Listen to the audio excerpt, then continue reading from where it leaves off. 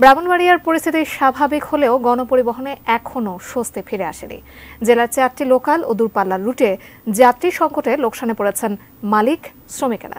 ব্রাহ্মণবাড়িয়ার Medda bus stand থেকে বিষয়ে বিস্তারিত জানিয়েছেন আমাদের পূর্বাঞ্চলীয় ব্যুরো প্রধান পীযূষ কান্তি আচার্য। ধন্যবাদ আপনাকে। ব্রাহ্মণবাড়িয়ার পরিস্থিতি পুরোপুরি স্বাভাবিক হলেও গণপরিবহনের অবস্থা কিন্তু এখনও আগের মতো স্বাভাবিক হয়নি।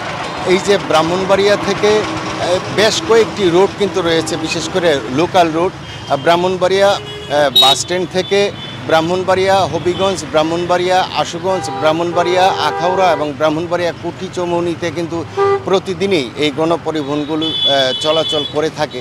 কিন্তু মানুষের মাঝে একটি উৎকণ্ঠা থাকার কারণে গ্রাম অঞ্চল থেকে কিন্তু শহরে লোকজন আসছে কম, এবং এই কারণে কিন্তু এই গণপরিবহনে যাত্রীর সংখ্যাও কম হচ্ছে। দূরপাল্লার বাসও কিন্তু সীমিত আকারে চলাচল করছে। ফলে পরিবহন যে সেক্টর রয়েছে সেখানে কিন্তু শ্রমিক কর্মচারীদের কিন্তু অনেকটা কিন্তু খারাপ অবস্থার মধ্যে রয়েছে। এখন একটু কথা বলবো বাংলাদেশ সড়ক পরিবহন মালিক সমিতির সাধারণ সম্পাদক মোহাম্মদ হানিফের সাথে। কি অবস্থা আপনার এই গণপরিবহনের অবস্থাটা? যদিও আমাদের গাড়িগুলো সীমিত পরিসরে চলাচল করিতেছে, কিন্তু আশানুরূপ যাত্রী আমরা পাইতেছি না, যার কারণে আমরা ক্ষতির সম্মুখীন এবং লস দিয়ে আমরা গাড়িগুলা জনস্বার্থে চালাইতেছি।